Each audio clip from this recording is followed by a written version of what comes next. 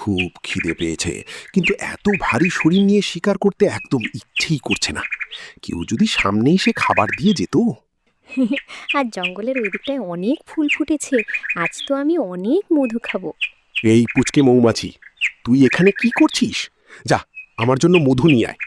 আমরণ, কে গো তুমি? আমার নিজেরই খুব খিদে পেয়েছে, আবার তুমি আমাকে মধু চাইছো? আর তোমার যা চেহারা, তোমার পেট ভরার মতো মধু জোগাড় করতে গেলে তো আমার সারা জীবন লেগে যাবে। আমি পারবো না বাবু, তোমার খাবার তুমিই জোগাড় করো। তবে রে, একটা পুচকে মৌমাছি হয়ে আমার মুখে মুখে কথা! যা, এক্ষুনি মধু নিয়ে আয়, তা না হলে কিন্তু আমি তোকে আমার পা দিয়ে পিষেই মেরে ফেলবো। না না, এই বদমাস হাতিটার থেকে বাঁচতে হলে আমাকে কিছু একটা বুদ্ধি বের করতে হবে। আমার বন্ধু মৌটুসি একটা ধাঁধা শিখিয়েছিল না, ওই ধাঁধাটাই কাজে লাগাতে হবে এখন। কিরে, হাঁ করে দাঁড়িয়ে কি দেখছিস? যা, মধু নিয়ে আয়। আমার একটা শর্ত মানলে তবেই আমি তোমাকে মধু এনে দেব। মানে, তোমাকে তোমার বুদ্ধির পরীক্ষা দিতে হবে। আমি তোমাকে একটা ধাঁধা জিজ্ঞাসা করব, তোমাকে তার সঠিক উত্তর দিতে হবে। ধাঁধা? সব ধাঁধার উত্তর আমার জানা আছে, বল তোর কি ধাঁধা। কি এমন জিনিস যেটা কাটলে বাড়ে কিন্তু জোড়া লাগানো যায় না?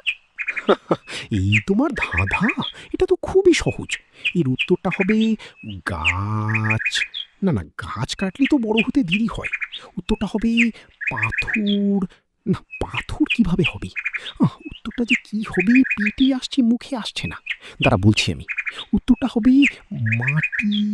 না, মাটিও তো হবে না। আমি পারছি না, তুই বলে দে। উত্তরটা হলো পুকুর। পুকুর যত কাটা হয় সেটা তত বড় হয়। শুনে রাখো হাতি ভাই, বুদ্ধি আর পরিশ্রম ছাড়া কোনো কিছুই পাওয়া সম্ভব নয়। জঙ্গলের উত্তর দিকটায় যাও, ওইদিকে অনেক কলা গাছ আছে, আর আমি অনেক দিন খেতে পারবে। আমি চললাম।